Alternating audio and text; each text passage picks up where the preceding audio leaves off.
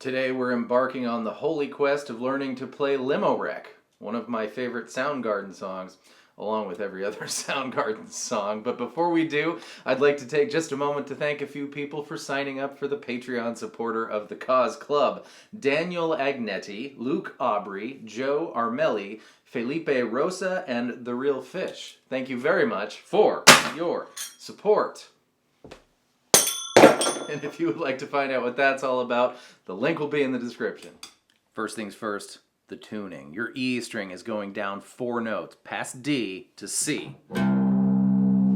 Your A string is going down just 2 notes to G. And then your D, G, B, and E strings are normal. Now, one of the best decisions I've ever made in my entire life is to designate this guitar as my low tuning guitar, and I've got some super fat strings on here. If you've never put super fat strings on when you're tuning down to C, I recommend it. It's life-changing.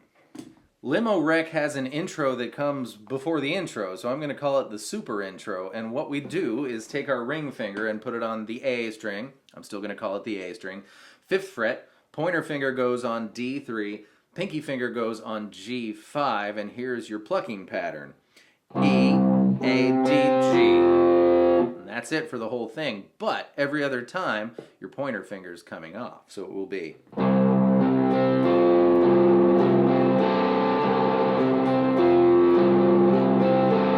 And I would recommend, for proprioception's sake, that you don't either put your finger on or take it off until it's time to pluck that string. That helped me a lot anyway. So I'm going to leave it on. Off. On. Off. See if that helps you. This is where things get thrilling. Into the intro. Grab the E string 10th fret, and if you watch it live, it's a little more apparent that they give it like a little almost bend before they stop the note. And then you play the harmonics on A, D, G.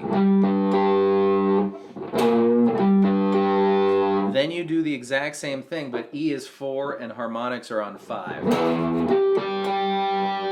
Then we're just going to make what we would think of as a power chord in normal tuning. E3, A5, D5, pluck 4. And then it's going to be E string 8 to 7, and then pluck 3 more. And then just pluck those 4 strings just how you have it on the E string 7th fret. So...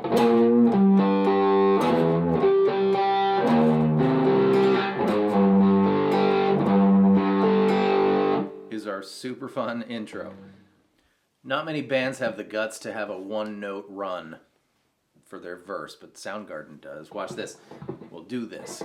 A string 7th fret, E8, E7. Now get your pinky ready. We're going to go A 7 to 4, down to 3. On the recording, sometimes it's this, and sometimes it's this. You do it however you want. So we got A7, E8, 7, A, 7, 4, 3, and repeat.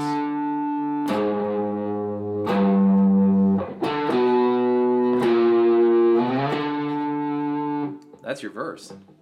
But the first verse is a double verse. So we just did the first half of the double verse, and to kind of separate the 2 verses in the first verse, if you will, we're going to, after we go 7-4, we're going to do our 8-7 pluck pluck pluck 7 pluck pluck pluck move from the intro. So we're not going to make it down to 3, we're going to do that instead. So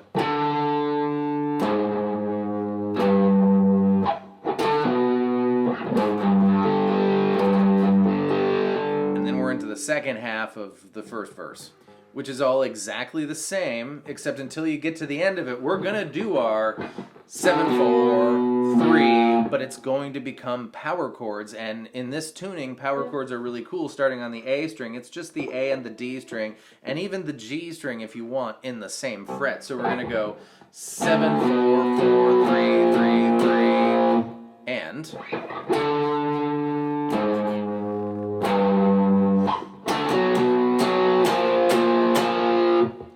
into the chorus. And this chorus makes excellent use of the fact that in this tuning, we've got this power chord off of the A string in the same fret of whatever fret, and we also have that power chord on the E string, but on the E string it has to be only 2 strings. So we're going to be 4th fret of the E string, nope, just kidding, 6th fret of the E string, 4th fret of the A string, all power chords, down to the 2nd fret, then we're going to go 6, 3, 3, 3, 2, 2, 2. So use that pinky again. And that's your chorus. E6, A4, 2, 6, 3, 2. And then after you do that a bunch of times, the transition to go back into the intro is going to be the 7th fret. So you're going to go...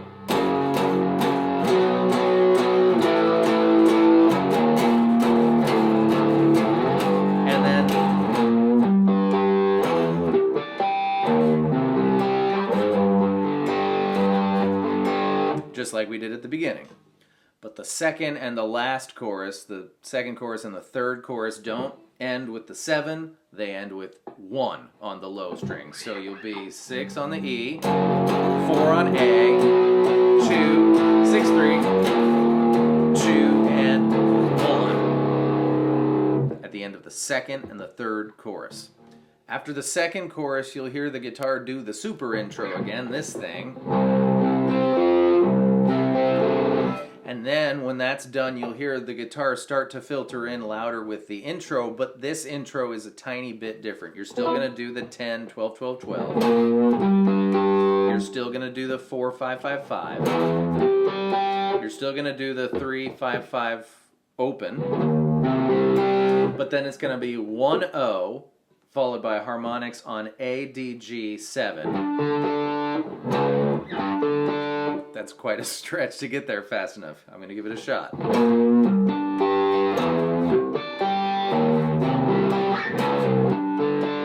Okay, so you can do it, but that's that part.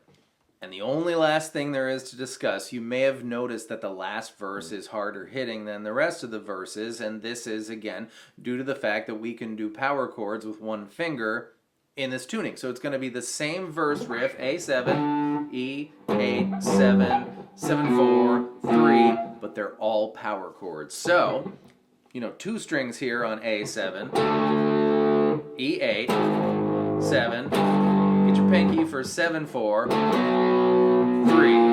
and that's your power chord verse.